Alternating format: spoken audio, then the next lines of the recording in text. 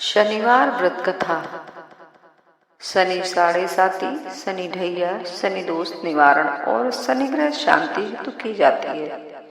ऐसा माना जाता है कि जिस पर वे कुपित हो जाते हैं उसके दुर्दिन शुरू हो जाते हैं। संसार में हर समस्या का समाधान है, पर शनिदेव के क्रोध से पार पाने का कोई उपाय नहीं है। यही कारण है कि भक्ति से अधिक भय के कारण सारा संसार शनिदेव को पूजता है। यह व्रत करने से शनि जनित सभी दोषों का निवारण होता है। शनि ग्रह शांत होकर व्यक्ति के कष्ट दूर करते हैं। पूजन विधि विधान। शनि व्रत शुक्ल पक्ष के प्रथम शनिवार से किया जा सकता है। सूर्योदय से पहले या अधिकतम प्रातः 9 बजे तक तांबे के कलश में जल में थोड़ी सी शक्कर और दूध मिलाकर पश्चिम दिशा में मुंह करके पीपल के पेड़ को अर्घ देना चाहिए। इस दिन नीले, बैंगनी तथा काले रंग के वस्त्र धारण करने चाहिए। भोजन सूर्यास्त से 2 घंटे बाद करना चाहिए। व्रतों की संख्या 7, 19, 25, 33, 51 होनी चाहिए। खाने में नमक वर्जित रखें तथा मौन व्रत रखें तो श्रेष्ठ रहेगा।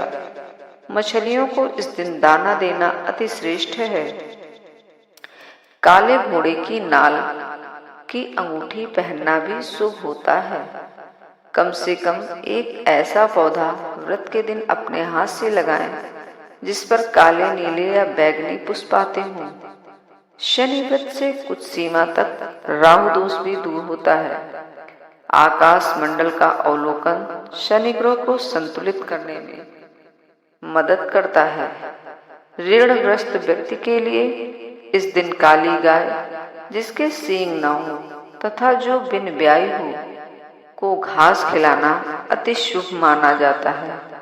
श्रेष्ठ रत्न विशेषज्ञ की राय से शनि रत्न नीलम मध्यमा उंगली या लॉकेट में बनवाकर गले में धारण करना चाहिए। इस दिन बजरंग बली की आराधना तथा उनके सामने सरसों या तिल के तेल का दीपक पश्चिम दिशा में जलाना शुभ माना जाता है। दीपक मिट्टी या फिर पीतल का श्रेष्ठ है। अंतिम व्रत के दिन उद्यापन में संक्षिप्त हवन करना श्रेष्ठ है। हवन में शमी वृक्ष की लकड़ी प्रयुक्त की जानी चाहिए। राजा विक्रमादित्य ने व्रत कथा। राजा ने विक्रमादित्य से हार के बारे में पूछा तो उसने बताया कि उसके देखते ही देखते खूंटी ने हार को निगल लिया। इस पर राजा ने क्रोधित होकर चोरी करने के अपराध में विक्रमादित्य के हाथ पांव काटने का आदेश दे दिया। राजा विक्रमादित्य के हाथ पांव काटकर उसे नगर की सड़क पर छोड़ दिया गया। कुछ दिन बाद एक तेली उसे उठाकर अपने घर ले आया और अपने कोल्हू पर बैठा दिया। राजा आवाज देकर बैलों को हाँकता रहता। इस तरह तेली का बैल चलता रहता और राजा को भोजन मिलता रहा। शनि के प्रकोप की 7.5 पूरी होने पर वर्षा ऋतु आरंभ हुई। राजा विक्रमादित्य एक रात मेघ मल्हार गा रहा था। तभी नगर के राजा की लड़की राजकुमारी मोहिनी रथ पर सवार उस तेली के घर के सामने से गुजरी। उसने मेघ मल्हार सुना तो उसे बहुत अच्छा लगा और दासी को भेजकर गाने वाले को बुला लाने को कहा। दासी ने लौटकर राजकुमारी को अपंग राजा के बारे में सब कुछ बता दिया। राजकुमारी उसके मेघ मल्हार से बहुत मोहित हुई, अतः उसने सब कुछ जानकर भी अपंग राजा से विवाह करने का निश्चय कर लिया। राजकुमारी ने अपने माता पिता से जब यह बात कही तो वे हैरान रह गए। रानी ने मोहिनी को समझाया, बेटी, तेरे भाग्य में तो किसी राजा की कहानी राजा की रानी होना लिखा था, फिर तो उस अपंग से विवाह करके अपने पांव पर कुल्हाड़ी क्यों मार रही है। राजकुमारी ने अपनी जिद नहीं छोड़ी। अपनी जिद पूरी कराने के लिए उसने भोजन करना छोड़ दिया और प्राण त्याग देने का निश्चय कर लिया। आखिर राजा रानी को विवश होकर अपंग विक्रमादित्य से राजकुमारी का विवाह करना पड़ा।